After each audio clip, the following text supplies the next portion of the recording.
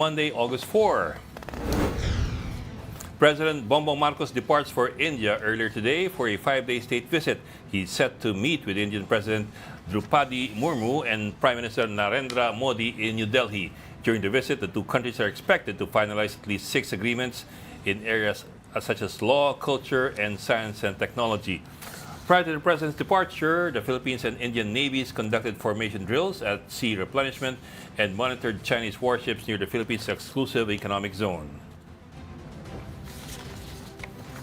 The Philippines has lost its tariff advantage in the U.S. market, may have lost rather, after Washington extended a 19% duty to 4 other ASEAN countries, which is the same rate that it granted Manila.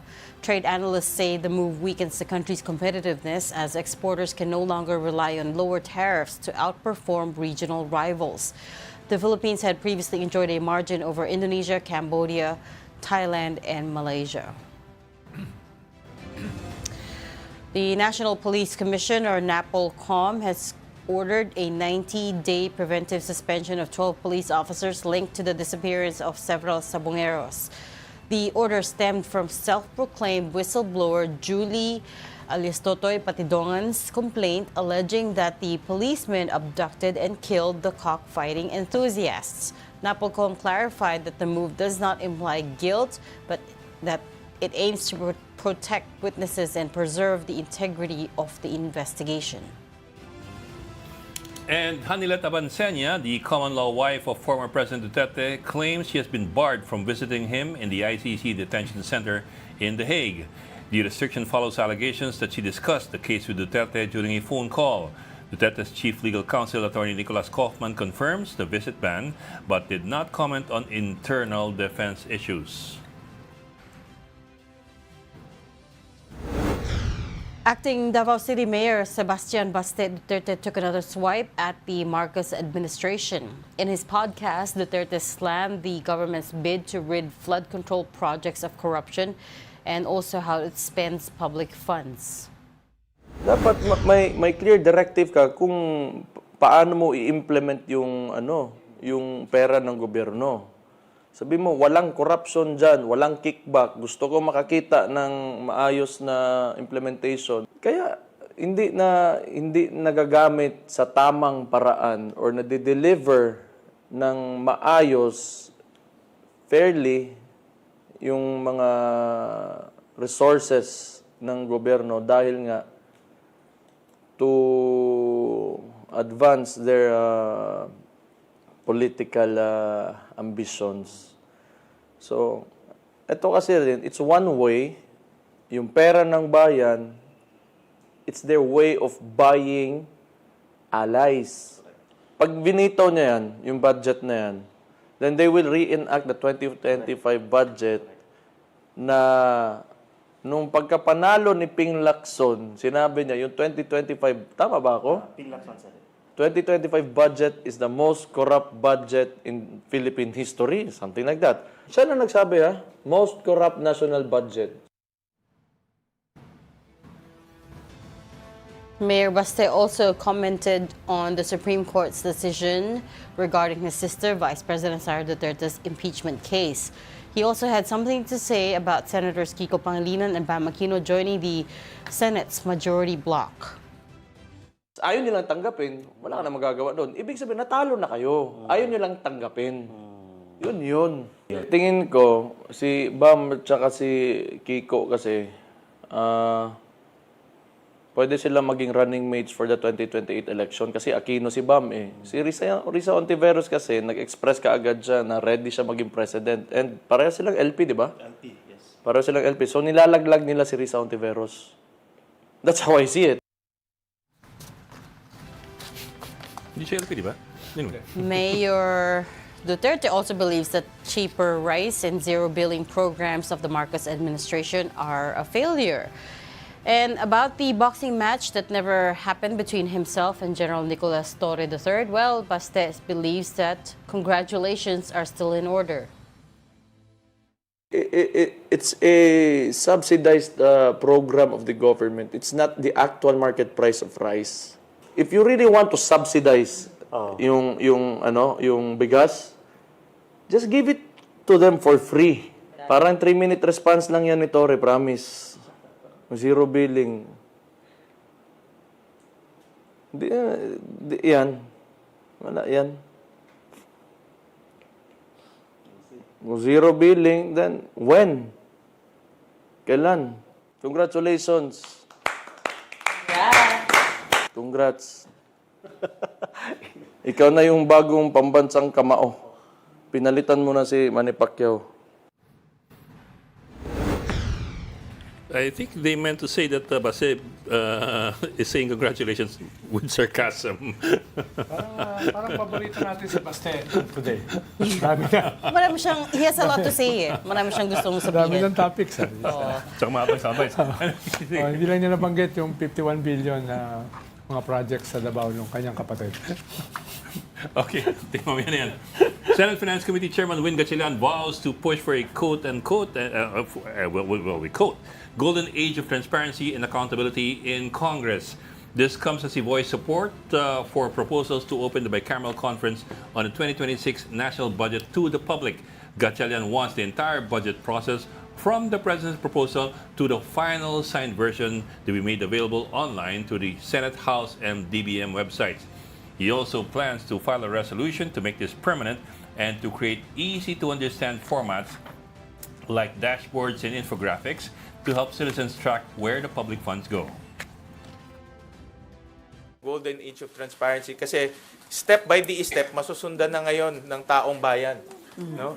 From NEP to GAB to Senate third reading version to BICAM hanggang mapermahan ng presidente. Isang objective kaya natin ginagawa to solicit public participation in analysis. Talagang komplikado yung budget at kung mayroong mga suggestions ng taong bayan or mga analysts, they can reach out to us through the Senate website or to our own personal website. So we're also soliciting suggestions. And joining us today, Storycon's resident political animal, Raul Llamas. Oh, that's new. Not bad. Anong animal yun? Hindi animal. Pangat animal. Put it in creature. Resident political creature. And from the Philippine Star, we've got editor-in-chief Ami Pamintuan. Hi, Ami. Hi, Ami. Hi, happy Monday. Happy Monday. Hey. Abo, shortcut natin kasi baka mawala yung Yes, Sorry, ano? we're gonna go straight to our first guest kasi he's on a time crunch. Let's bring in De La Salle University Department of International Studies lecturer Don McLean Gill. Hi, Don. Hi, Reg, and everyone. Good Good afternoon, afternoon. sir. It's great to speak to you all. Hi. Hi. So we're talking to you today about the the India trip, the state visit that President Marcos is currently conducting right now. He should have landed in India or Right. in New Delhi already. To add to that, we had a few Indian Navy frigates that came to dock here in Manila over the weekend, and also yesterday, Sunday, the Philippines and India conducted the first joint patrols over the South China Sea. So it feels like there's a lot going on in terms of India-Philippines ties. How are you reading all of this? Well, the timing of the visit is, in fact, really important, especially as both sides continue to elevate the nature of their strategic relationship. And we have to note that in the past 3 years alone, there have been a series of notable developments, particularly towards institutionalizing security nature of the partnership. This includes the signing of a first-ever MOU between Coast Guard to Coast Guard of India and the Philippines, the inauguration of the first Track 1.0 maritime security cooperation in 2024, and an increase in naval ship visits by India, and along with this, very important Navy-to-Navy engagement in the West Philippine Sea. And during the visit of Secretary of State of the Ministry of External Affairs, Probita Margarita, he met with President Marcos Jr., and President Marcos Jr. clearly emphasized that there is a strong willingness to elevate relations to a strategic partnership. And thus we see that this visit, the timing of this visit, coincides with a lot of potential that are yet to be maximized within this emerging partnership. But Don, why is security and defense not in the published agenda of the trip and the meetings of the president in India? Well, that may be subject to the formalities of the text, but it is beyond doubt that defense will figure in as a key aspect of the negotiations. And this has been seen, and the mere fact that we have, current Navy-to-Navy exercises coinciding with the trip illustrates that defense is a primary aspect in the emerging bilateral partnership. And in fact, since 2016, what opened doors for the convergence of interest between both sides is in the security and defense realm. But of course, we would need to explore other aspects. So one thing that I'm hoping for would be a critical mineral deal. India is a major steel provider and manufacturer and producer. The Philippines is the second largest nickel exporter. And this could be part of the broader supply chain with Japan in order to improve the resilience of the steel supply chain, which could also help in our defense modernization. And given that China has a monopoly in terms of the production of steel, we see this as an opportunity as well. So hopefully these conversations would figure in. Because you can't just separate defense as military defense from other aspects of security. There's, economic security, critical minerals security. So it would eventually have to be interlinked. And I think that's the purpose of a comprehensive nature of the bilateral partnership. Professor, last year we also took delivery of the BrahMos missiles. I think we're the first country to ever accept the BrahMos missiles from India. And I suppose that's also a major deal because we've never had that kind of a missile from, for example, our major partner like the U.S. Absolutely, absolutely. So the thing here is that the growing partnership, in fact, between India and the Philippines complements what the Philippines is trying to do based on national effort for self-reliance, and at the same time also converges with its partnership with the U.S., Japan, and Australia, three of which are also very important security partners of India. So as we can see here, the BrahMos is merely the beginning of a more robust, defense cooperation with the Philippines. That got the foot in the door. So there may be instances of more of such deals in the future, particularly the surface-to-air missiles. But more importantly, India has shown interest in helping the Philippines improve its capacity based on the self-reliance defense posture. India has also incorporated its Atam Nirbhar Bharat, self-reliance defense mantra, and also its defense framework, and this converges well with what the Philippines is doing. And this was also mentioned in the latest consultation of defense at the secretary level last year. So there's a lot of work that can be done, and there's a lot of interest from both sides. But I think the one we got is not the hypersonic, it's only the supersonic version. Any chance that we can get a hypersonic version, considering that, China's also developing its own hypersonic missiles? Absolutely. And I think that, the sky is the limit as far as what could be achieved in the bilateral partnership, as India is also gearing up to improving its own indigenous systems. And the ships that came here, majority of which were indigenously built, the BrahMos missiles attached had a range of 800 kilometers as well. So, but of course, there are export regulations that needed to be checked on, especially when it comes to the range. But I believe that there'll be more, and what I actually hope for would be areas of joint production between India and the Philippines. That is Donor, perhaps the two more countries important. also increasing cooperation in cybersecurity because India is very big in this area. And there's a lot of talk in the Indo-Pacific about hybrid warfare. Absolutely. India and the Philippines are both victims of malign information operations, disinformation campaigns, destabilizing efforts, particularly in the cyberspace. And definitely this is a natural partnership. Both sides face the threats directly. And I think that this is definitely a key and natural area where both sides can improve capacity building and improve intelligence sharing and all these things. I think that this is all but natural, and it is converges within the primary defense network of the Philippines, particularly the Quad countries. Don, when will India and the Philippines, when do you think they will really negotiate for a real system, a defense system? Because the BrahMos system is not yet a system. It's like a drop in the bucket. It's It's just a one-off purchase. Yeah, it's more It's for not part of picture taking. Right, No, right. it won't last 2-3 minutes in a real war. No, so Exactly. it's basically for propaganda purposes that we are buying something for our minimum defense. But as a system, as a defense system, it's very far off the mark. Right. So, but I wouldn't classify the BrahMos as merely propaganda, given its operational outreach. But of course, when we talk about defense equipment, defense deals, there needs to be a convergence of political interest.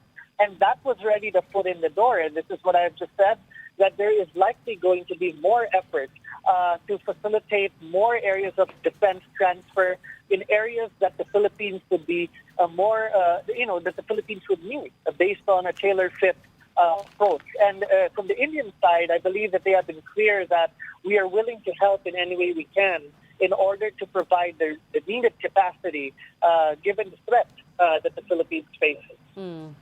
That is certainly what we're expecting to see out of this state visit, the first for President Marcos in India. We're going to have to leave that there. I know, Don, that you have to rush off to catch a flight. Thank you so much for taking time out to talk to us today.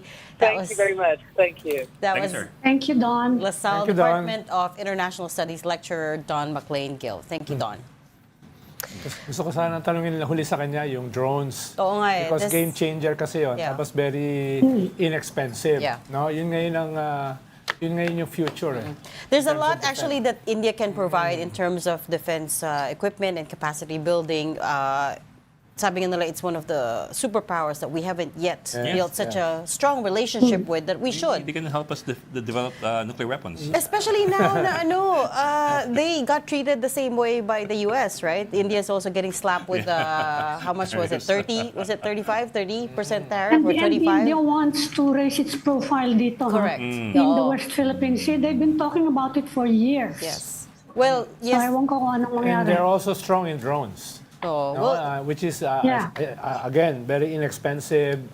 They can be. We can create an industry here Lahat of naman doon drones. No? talagang very inexpensive. Karamihan naman doon talaga. Yung Inexpensive, BrahMos lalo na kasi, yung gamot. it's not, sinasabi ko kanina, it's not a system. Dahil kung gagawin talagang system yan, talagang gagastos ka na malaki. but I was gonna say, you remember why isa lang binili, right? Hindi mo Because- isa. Dalawa, Isang sorry. battery naman. Wala Ang battery is 3 launchers. Because nawala ng budget. Wala tayong pambili. Oo. Ano isang malaki? Shung! Tapos. Inamin naman, Ay, Shung, tatanong tapos. ko, Ronald, sana nandito yung defense natin. Merong pinagmamalaki yung India na stealth warship. Talaga ba stealth, John? Talaga? Hindi ko pa Inala nasakyan na nila eh. yun dito eh. yeah. Stealth Hindi namin nakita. Hindi ko Stealth hindi ko kasi. lang natanong kanina. hindi siya nagre-register sa Sa radar. radar. Sa radar. Yeah. Stealthy kasi. Para makikita mo Oo. siyempre. Oh, but bottom line is India also has very sophisticated defense Yes. artillery Yeah. and machinery na maybe hopefully that Although we BrahMos can is based start on the tapping Russian, on based on the Russian the itself. Russian technology. Oo. Eh, kahit Pero naman yung it's Chinese. may conflict yan sa mga kapitbahay kaya malakas yung defense Oh, yeah, industry yeah. nila. Yeah. And also, Pakistan. It's They're a nuclear practically in an power. undeclared war with Pakistan. Yeah. parang it's It's a- always it's a nuclear tenuous. power. The relationship is always tenuous with Pakistan. Also with China. But to your point, Ami, China. the Oh, yeah. Philippines and India already started the first joint patrol over the South China Sea yesterday. This will go for 3 or 4 days, and it sends a signal that India nga is willing to step up and become a In more our active region. participant in terms of security in the South China Sea. Dapat talaga mag-diversify tayo eh. Dahil mahirap yung nag-rely lang tayo sa isa like Correct. the US. Na Lalo medyo na kung nagbabago yung volatile politika. yung presidente, no? Even though we don't want to admit it, no? Parang, I mean, like I said, you keep coming back to the White House visit of President Marcos, even though they kept saying ironclad yung commitment. But I mean, now we're at a stage where 19% tariffs. Pare-pareho na lang tayo. We have the exact same deal as All our Cambodia, neighbors. as Thailand, as Indonesia. So, And Cambodia is practically a Chinese province. oh yes, they have a lot Tapos of... kapantay ano, lang pala natin Oo. while we're resisting China, di ba? Yeah. So, parang hindi masyadong fair. on the one hand, they say this, but on the other hand, we get more or less the same deal. Dahil yung iron kasi minsan kinakalawang eh. Kailangan medyo... it's a medyo obsolete naman ironclad eh. Kaya nga kinakalawang eh. Kailangan Yun yung tanggalin mo favorite, yung kalawang. that's their I know. term. Dapat titanium. Platinum. Kayo naman, kayo, Okay. kayo talaga, you look daw at the bigger picture. Whatever that is. Yung mga The forest for the trees. kuminto na hilo talaga yun. The forest for the We trees. tried, but you know, we did look at the bigger picture. The bigger picture is still Talaga? that And we're still Yung looking. regional comparison na nakikita ko sa bigger picture. correct. And also, the U.S. got what they wanted, which is Korea. zero tariffs, open market, right? Masakit Open si- market for their tabi ko. products. Okay, wait lang. We have breaking news right now that I have to share. Yeah. The House has filed its motion for reconsideration, defending its sole power to initiate impeachment. Senate Speaker Martin Romualdez says the House acted in full compliance with the Constitution when it transmitted the impeachment complaint against Vice President Sara Duterte. And in their motion, the House is challenging what it calls factual errors and also the retroactive application of due process rules imposed by the Supreme Court, and warned that these may undermine Congress's exclusive power and the people's right to hold officials accountable. These are the very same arguments that other legal experts that we've Luminaries. spoken to have told us about. So nag-file sila ngayon. Kakafile lang, This yes. afternoon. Yes. So that's the second MR. Ano, Ito last week yung may first isa eh. MR. Yes. Akbayan Ito yung- and Tindig. Second Yes. dyan, Yeah. bayan niyo muna. But Pero ito yung first... This by the House. by the collectively, Ah, by the by the House, House, yeah. yes. By the chamber. This is by I the, think one sambayan is also going to file. this is So by pwede the whole kasi chamber. multiple MR. Oo. Pero this is for the whole Yeah, lower for the chamber House, already. And tapos may statement ng Philconsa. I suppose this time it's a Official. statement that they Confirm all yan. agreed on. Kinonfirm na namin yung Including hapon. CJ Puno, former Yes. CJ Puno, Yes. where CJ Puno says na these 7 new rules being imposed by the Supreme Court are actually parang they go beyond the constitutional requirements on impeachment. Yes. So, It's practically katulad nga ni Justice Ascuna last week. It's practically amending the Constitution. Yung Article sabi 11. well, in the MR, the motion for reconsideration, the House is asking that the Honorable Court reverse its ruling and then reconsider and dismiss the petitions for lack of merit. Para yata hindi ka makontempt. Lalagyan honorable tsaka respectfully. Oh. Si, Yeah, I mean- si Richard, hindi niya kinuha Hindi niya sinabi the Honorable High Court has Respect, to respectfully. Kasi reconsider. kagad eh. Tsaka baka si Richard gagaganon-ganon sa habang So, ayan na. gumaganon-ganon Kaya sa nung Sabado, puro ako respectfully.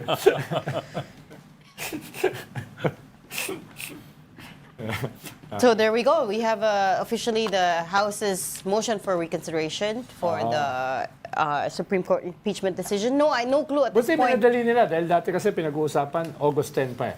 Well, dapat nga nung Friday, Dapat right? August 10. It didn't Ang alam ko kasi happen. August 10 ang plano nila. So, na-delay. siguro dahil may nauna na, nagmadali na rin sila. So, no idea Saka, from... pag kailangan mauna yung MR nila bago August 6. Yes, yung sa Senate na botohan. Which Yes. is on Wednesday. Which is on Wednesday. It's not clear at this point whether... Are they voting to dismiss? Are they voting whether or not to follow the Supreme Court? Or are they voting... What are they voting on? Kasi last we heard... To dismiss based on the dismissal of the Supreme Court. Sabi ni But if they're Senator going to vote on it, Jinggoy... that means that they're saying na we have the authority, not the Supreme Court. Correct. So, but already, sabi ni Senator Jinggoy, or about 19 or 20 of them already want to express follow their, the Supreme Court, right? They want for to just abide by the Supreme Court Isn't that ruling. weird? For now kasi, 4 lang yata yung nakapirma eh. So, na Officially. continue. So, ito na yung minority bloc. Hindi, The new minority Dahil bloc. dalawa dun sa 4 na sa majority. Hindi ko na nga alam. Who are we talking about when we talk about minority? Wala, hindi ko ba naniniwala sa independent minority? Okay. Independent Ako naman gagawin majority. sa'yo. Independent minority. Okay, also, a lot of things happening today regarding the budget. So, Yes. Press con ang Flood control. yes, nag-press con ang House under the new committee chair Congresswoman Mika Swansing. She's the committee chair for appropriations, and then also the Senate then is talking about more transparency. This is Senator Win Gatchalian, who chairs the Committee on Finance, who gave a press conference earlier today saying that he wants to open the whole BICAM process. Ipapa-upload nila sa DBM, Department of Budget, all the documents step by step. Right? Usually kasi, nakita lang ng public, what's accessible to the public is the NEP, which is the National Expenditure Plan, which is submitted by the Malacanang. And then nakikita nila yung GAA, which is when it gets enacted into law. But the parts in between are hard to, they are not transparent. Dagdag mo na yung Hindi keeping. wala ng minutes yan eh. Hindi walang minutes yung BICAM eh. Yes, Kaya exactly. nga nagpalabas din ng press release si Senator Ping Lacson na merong 67 60 daw. At Yan, least. hinihintay namin yung reaction doon ng House. Oo nga eh. Although that's 2022 sa House. Oo. 2022 pa yan. ibig sabihin, Kaya Ami, mas pwede marami naman pa. Mas Ang gusto problema ko yung kasi yan, sinabi niya na yung proving it comment through ni the layering President eh. Marcos. Di ba? Sabi ni President Marcos, pag meron daw nasama sa anomalya, sorry na lang, hindi ko na kayo kaalyado. Saka hindi kayo Baka maubusan. I'm not being facetious, I mean, you know, politics is addition. Baka yung mga hindi niya kaalyado, makialyado sa iba. Kaya nga, baka maubusan siya ng kaalyado. Yun na nga, kaya na, ikaw ang nagsabi. Hindi ko sinabi yan. Isa pang nangyayari ngayon, Ami, yung sa House, medyo nagkaroon ng konting tension doon dahil binanggit nung chair si newly elected Congressman Terry Redon na may nagbabanggit na mag-leave o mag-resign si Secretary Bonoan. Hindi. That came from Congressman Albi Benitez. It started because Yes. Congressman Benitez put out a statement saying, I suggest DPWH Secretary Manny Bonoan take a leave of absence while we investigate this. So nag-reply si Sec Bonoan, sabi, I'm Storya open naman to na it. yan, DPWH is out of the probe. Yeah. Pero sinoffen kasi ni Terry Redon eh. Sabi niya, hindi tayo ang humihingi na siya ay mag-leave, Correct, mag-resign. exactly. Sabi Yeah. niya, may mga lumabas sa media, etc. etc. Paano, nag-up in arms yung mga defender niya eh. Si Congressman Mercado, Tony Pet Albano. Bakit natin pinag-resign? Ba't natin pinag-leave? So nagkaroon ng ganong miscommunication. Inulit ni Chairman Redon, hindi tayo ang nag-request. Binanggit lang natin, no? Ganon, etc. Hindi ko alam paano natapos. I mean, kasi it's still ongoing. Fair enough, because... Hindi, out na nga yung DPWH. DPWH will not be part of the probe. Isa yan sa mga istorya ngayon. So yung sinabi ni President Hindi na Marcos... sila kasama. Yung sinabi ni President Marcos during Sila the yung SONA, mag-audit. which is... they There's a have to monitoring submit council. list of all the flood control projects. Isasubmit sa DPWH, hindi na yun. Magsasubmit lang ng list. Magsasubmit lang, pero hindi, they're not part of the audit anymore. Yeah. Nung SONA kasi, ginamit yung word investigation, audit. hindi sila. Okay. But I okay. think he was also mentioning a unit of the regional defense Regional councils. project monitoring Yeah, team. yeah. Hindi That's yung not proposal under Yeah, ni, hindi na. hindi na proposal ni Mayor Magalong. Dahil mas daw yun, mas hindi Hindi siya nakadikit tainted. sa Oo. DPWH. Mas autonomous.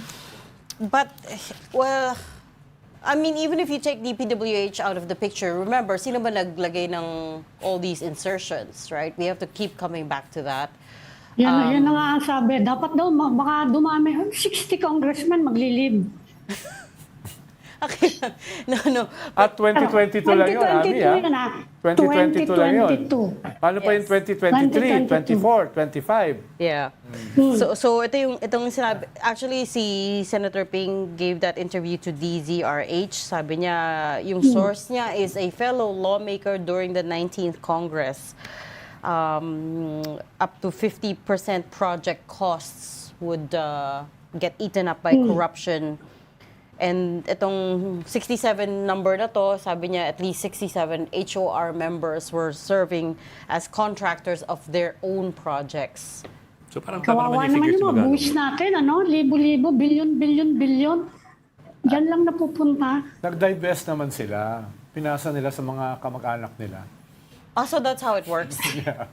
Ganun yung You system. Walang ganun democratize sinabi, the corruption. Walang ganun sinabi. Para may firewall. And Hindi ba sabi ni Mayor Magalong na wala nga yung firewall? Naging ganun ganun naka-brazen na hindi na sila they don't bother about firewalls anymore. Di ba yun ang sinasabi niya? Sa Na Baguio, over the years, dahil wala namang nahuhuli, di bulantaran na lang, pamilya ko to, ito na, ako mag-earmark, ito yung kontratista, pamilya ko, gano'n. Pero pareho na lang. kaya hinamon siya ni Congressman Redon. Pumunta ka dito sa hearing, And show ilabas mo evidence. yung mga pangalan at saka ebidensya. Oo. Kinol siya ni Congressman Redon. Oo. Kasi under RA 6713 may ban against conflict of interest projects especially for government officials. Isang multiversion. Kisag-isag yun So yun. We have several laws against that. Anti-graft, yung law on plunder, yung code of conduct. Dami, Kahit time na nun, di naman ang dami natin batas na walang Dami. na-enforce. Ando specific yun, na yung pamilya mo cannot deal with government agency na na kung ikaw may-ari ng kumpanya or you have interest in the Yun lang kasi company. usually they do layering. Yeah, which is why I also question this new bill suggesting that relatives of officials up to the fourth degree We already have laws on that. can't serve as contractors to the government. Kaya nga, exactly. So what purpose does this serve, right? If people keep finding loopholes around it or they go around it, right? Technically outlawed ng pork barrel, right? But what Senator Ping is suggesting Yung original is nga ng plunder, death penalty nga dapat siya yeah. Yung original penalty niyan. So what Senator Ping is suggesting is yung flood control projects are the new pork barrel. He talked of, doon sa same interview with DZRH, he was talking about a project that he came upon. 50 projects sila that used a single backhoe that was worth, should have been worth around 500 million pesos na naging 2.5 billion pesos in the end. It cost 2.5 billion pesos in the end. Nagawa siguro sa Actually, titanium hindi yung lang naman backhoe flood niya. control Pati road Yun yung projects. titanium mo. backhoe. Road repair and Everything, Road yeah. repair, Oo. lalo. Oo, Ano naman yan, World dredging. Bank study yan. Yeah. na Road ganon, repair, road billion, improvement billion. projects like the solar panel lights, solar lights pala, not solar panel lights. Actually, ang that- daling kwan yan Reg, ang daling pag-aralan yan Dahil, alam mo naman yung presyo sa market That's what Mayor Magalong was saying. Kaya nga makikita mo Mabilis yan lang naman to check the market Yes, price. yes. Oh. Kaya kung seryoso lang talaga yung mga mag-iimbestiga, hindi sila maghihirap Ang problema, may makakasuhan ba? Hindi ka kailangan medyo, di ba? Makukulong That's ba? Yan ang almost the hinihintay question. natin ngayon. Nasaan kaya tayo by January 2026 after all this noise, no? Nasaan kaya tayo? Dapat noon tapos na yung yung Tapos yung budget BICAM, nun. tapos na yung budget. Tingnan natin. Because it's budget season now, and mukhang at this point, Na. both chambers of Congress are willing to open the budget deliberation process the whole way, including the BICAM. There's a lot of talk about it, so we'll see. Sa next SONA, sabihin ni Presidente, hindi sila nahiya. Hindi na mahiya naman kayo. Yun yung say niya. Hindi kayo nahiya. Sorry, hindi nahiya Uy, we gotta have faith. But we need to go for a quick break. You're watching Story. Di talaga, Naisip ko na pasensya na my co-anchors are so Si shaded. Ronald po yun, si Ronald. We are going to take a very quick break. We'll be right back. Stay with us.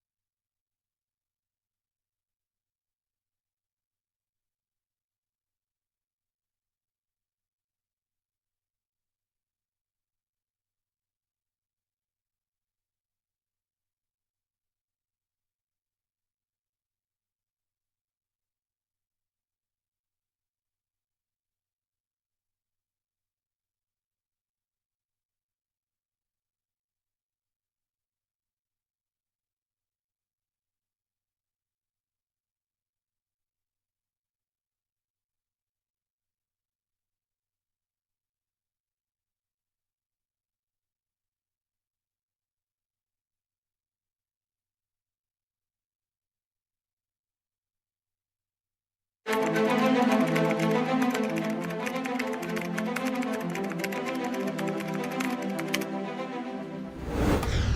got developing news to the stories behind the headlines. Welcome back to Storycon, the Story Conference. I'm Ed Lingao. And I'm Regina Lay. Still with us, Ami Pamintun of the Philippine Star and Ronald Llamas, our resident political pundit. Let's now bring in our News 5 correspondent, Bril Montalvo, who's reporting live from Davao City. Bril, anong balita Hi, dyan? Brielle. Musta, Bril? Kakulay mo yung upuan mo, ah. Ibuka na mo naman. Hindi po yun, yung ano yun. Carpet. Bril, Ay, nakamute ka, you're Brielle. on mute. Ayun. Yung lipstick niya, ah. Pula-pula. Hi, Yung ano Bril. yan, yung parang fan yan. Hi, Bril. Pagpasensya mo na yung katabi namin. Nasa newsroom daw siya. Oh, Hi, Bril. Kaya pula-pula. Sige, go ahead, So, Bril. Ayan, kahapon Nakasilaw, nga di ba? sa another episode ng podcast, ito ngang si acting Mayor Baste Duterte ay may banat na naman siya sa mga kritiko ng kanilang pamilya at lalong-lalo na sa administrasyon ni Pangulong Bongbong Marcos. At isa nga sa sinabi niya kahapon sa kanyang podcast, ito ngang mga kritiko ng kanyang kapatid na si VP Sara na ayaw tanggapin ito ngang desisyon nga ng Supreme Court na unconstitutional, ito ngang paghahain ng impeachment laban sa kanyang kapatid. At sabi niya na wala na daw silang magagawa yung mga kritiko at dapat tanggapin na lang daw nila na talo sila. Kung maalala natin na last July 25, nagdesisyon nga itong mataas na hukuman na unconstitutional itong ang impeachment laban kay VP Sara base na rin sa kanilang one-year bar ruling sa Supreme Court or yun sa konstitusyon. So yun, at may patutsada rin siya mismo kay Pangulong Bongbong Marcos hinggil sa sinabi niya nung State of the Nation address niya hinggil sa mga corrupt na mga politiko sa bansa. At sabi nga niya na parang kinakalaban niya ang kanyang sarili sa kanyang naging pahayaga tungkol doon sa mga flood control program ng DPWH.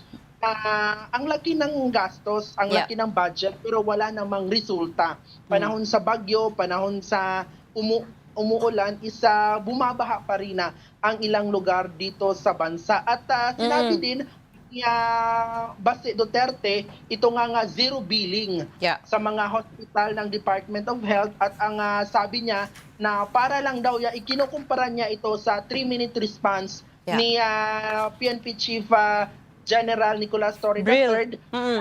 Wala daw magagawa. Yun yung mga patusada ni Baste Duterte. Bril, sorry to cut you.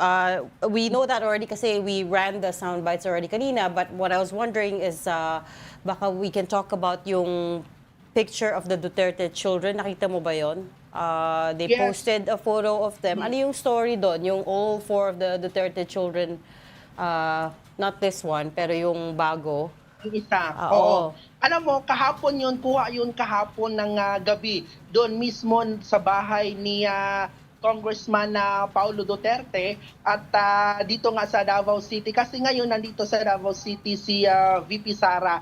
At kagabi na ay nagkita-kita sila itong si VP Sara, si Congressman Polong, si Mayor Baste at ang kanilang nakababatang kapatid na si Kitty Duterte, pero hindi na nila idinitalye kung ano ang pinag-usapan nila. Pero ngayon, nandito ngayon ang 4 na mga anak ni Pangulong Rodrigo Duterte dito sa Davao City. Abril, yung purpose pa ng picture taking na yan is to show na united sila dahil nag-post ng message si Hanilet na banned na siya dumalaw kay Digong sa ICC.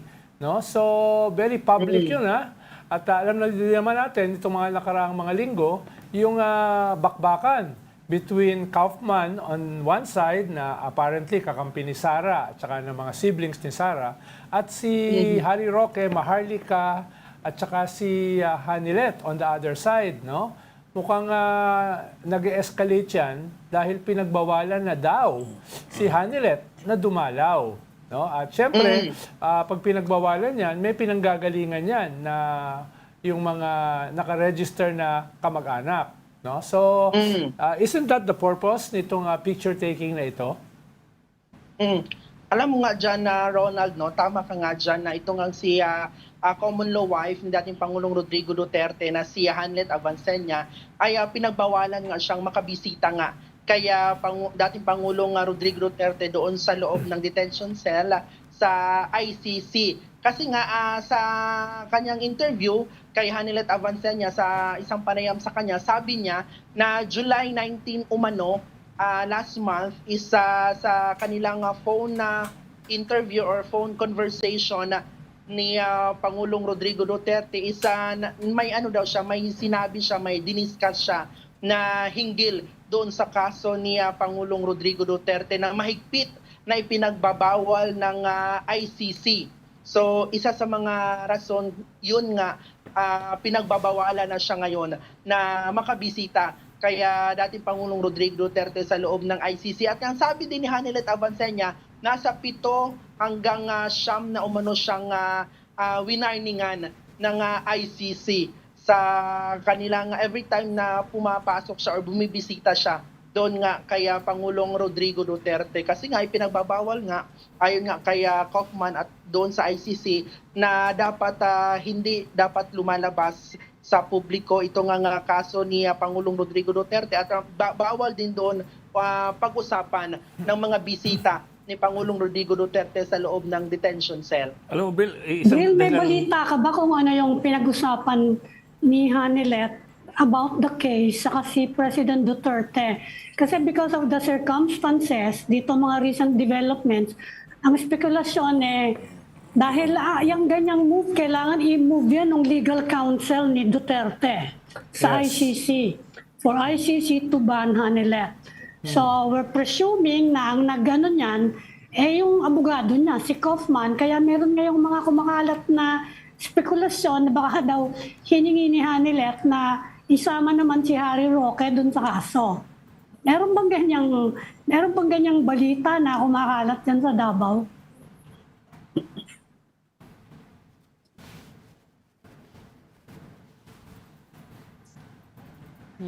Bill? Ay, nawala si Bill. I think we Nag-disappear siya. lost him. Ang hirap kasi nung tanong mo, Ami. Kaya tanong ko lang kung ano yung pinag-usapan. Ayan na, Bril, did you hear me? O minsan na wala kanina. Ayun, I can hear you clearly na. Yan, kasi tanong ko lang kung may balita ka kung ano yung pinag-usapan ni Hanlet about the case and President Duterte kasi spekulasyon hiningi daw ni Hanlet na pasamahin si Harry Roque sa Defense. doon sa case sa defense. Kaya minove ng defense dahil ang abogado mo si Kaufman minove na ipaban sila. I mean that's just a speculation dahil nga sa mga nangyayari in recent days. Yun nga amin napanood nga natin yung interview nga or sa itong video na ni Hanlet Avancenia at ang sabi nga niya na hindi naman daw nila pinag-uusapan ni dating Pangulong Rodrigo Duterte hinggil sa kaso nito sa ICC. Nagtaka na lang daw itong si Hanlet Avancenia kung bakit yun ang dinahilan umano ni Kaufman, Attorney Kaufman na kaya ipinagbabawal siya doon na makapasok doon sa ICC detention facility. So, maraming nagulat na na-ban si Hanlet via Kaufman kasi a lot of people were presuming na si Hanlet yung nagpopondo doon sa legal fees. Kasi si Hanlet ang si Hanlet yung negosyante. The other members of the family Are politicians. Di ba? If you follow So, ano nais mo ipahiwatig? Hindi. I'm just saying na kaya may mga nagugulat na naban si Hanlet to Kaufman. Kasi lumalabas na hindi si Hanlet nag-hire kay Kaufman. Otherwise, di ba? Otherwise, No, if it you're was the the one paying. VP. Mas gusto niya si Harry Roque. Si VP Sara ang nag-hire. Okay. Siya ang nag-announce nung siya yung nag-announce nung choice niya Yeah. ng mga Simula abogado. pa lang. At from the start, sinabi niya, ayaw niyang kasama si Harry Roque, so Harry can concentrate on his own legal woes. Correct. Yan ang Okay. sinabi niya. That's a good- Ikaw, you have enough woes on your plate, yan na muna sigasuhin mo. Okay. But Yan. Sige. I'll let that go sige, then. go. So yung bahay diyan na Bril hindi pa nabebenta. Ayan, yan. Alam mo, speaking ng bahay dito ni Hanilet at ni Pangulong Rodrigo Duterte sa Doña Luisa nga dito sa Davao City is natahimik na yun, parang nawala na yung issue sa ganun. Hindi natin alam kung naibenta ba yun or hindi kasi parang nahinto na yung usapin sa ganun. Oo. Wala na tayong update doon. So is there any truth to the rumors na it was Hanilet who wanted to sell the house pero ayaw ng mga anak? Kapatid. Siya kasi una nag-announce si Hanilet. Tama ba yun, Bril? From your... Oo. Mm. At first yun talaga sinabi ni Hanilet Avancenia na Ibebenta. binibenta niya itong bahay nila sa Doña Luisa ni dating Pangulong Rodrigo Duterte kasi nga uneasy na siyang pumasok doon, uneasy na siyang doon matulog, tumira kasi nga ang advice ng abogado ni Hanilet sa kanya na lagyan ng mga CCTV maging sa CR, sa kwarto niya, sa bawat sulok ng kanyang bahay. So parang nawawala na ng privacy si Hanilet Avancenia kaya isa sa mga rason na nagdesisyon na ibenta na lang itong bahay doon sa Doña Luisa. At ang sagot naman diyan, ang reaksyon naman diyan ng mga anak ni dating Pangulong Rodrigo Duterte na sila Baste, si Paulo at si VP Sara, wala naman daw silang magagawa kung yun talaga yung desisyon ni Hanilet Avancenia. Kasi nga sa kanila yung bahay, kanilang dalawa ni dating Pangulong Rodrigo Duterte. So not necessarily sila yung nag-block ng sale ng bahay. Not necessarily. Okay. Pero Bril, kung baka pwede mo lang sa spare time mo, sulat mo na yung script nung telenovela ng mga Duterte. Mukhang ikaw yung pinaka-nakakaalam ng lahat para sa isang telenovela. Malaking malaking kwarta yan. No? Pag pinalabas sa Netflix. Anyways, sige Bril, we'll let you go. Balitaan mo kami and when you hear of anything else, but we'll let us know. Let us know. Sorry, I got cut off. Thank you. That was News 5 correspondent Bril Montalvo reporting live from Davao City. Thank you, Bril. Thank you, Bril. Thanks, Brill. Thanks, Bril. But you get my question, di ba? Kasi si Hanilet yung negosyante talaga eh. Everybody else in the family, they're politicians. Sino mas malaking negosyo? Ikaw. Oo nga, ikaw na ba? Ito pa isang taga-ibang planeta pa rin, ano? Si Ami dito naman. Ouch, Ami naman. 51 billion nga yung pork barrel ni Pulong, ano ba yung siya ay naman? congressman. So what are you saying? Oo. Sige. Ano? Sino mas malaking negosyo? Ikaw nagsabi niyan. Politician o yung I didn't say- negosyante? Pero nung simula, tama yung Hindi, sabi wag niya. mo sabihin sinong mas malaking negosyo. Sinong Contempt. mas malaking income.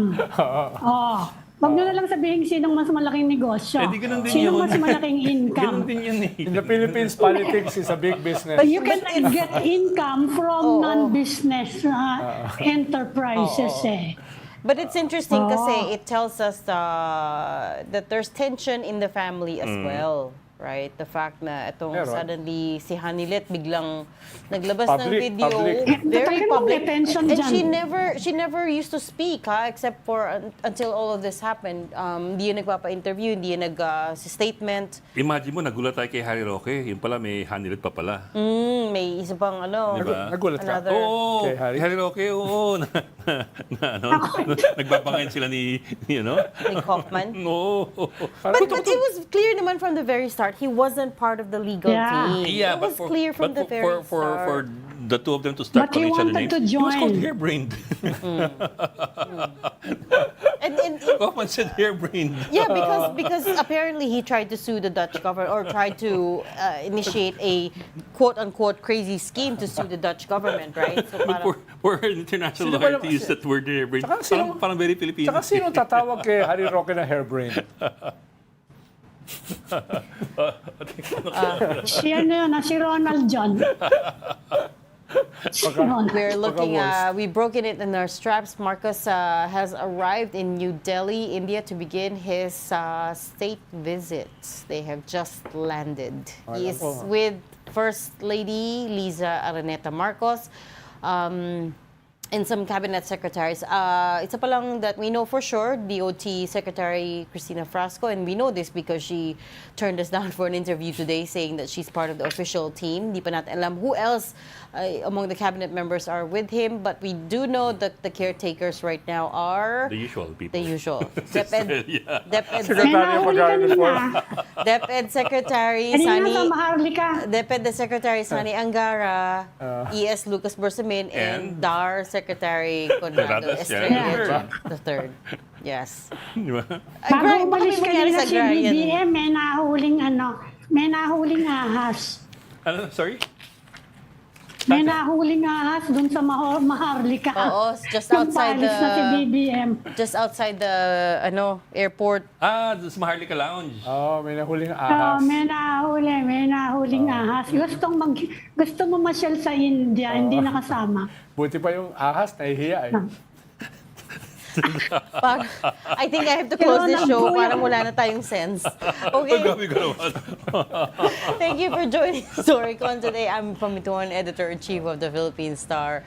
Ronald Llamas, our resident political pundit. Join us again tomorrow, 4 p.m. for Storycon. I'm Regina Lay. I'm Ed Lingao. We are One News, all sides, all the time.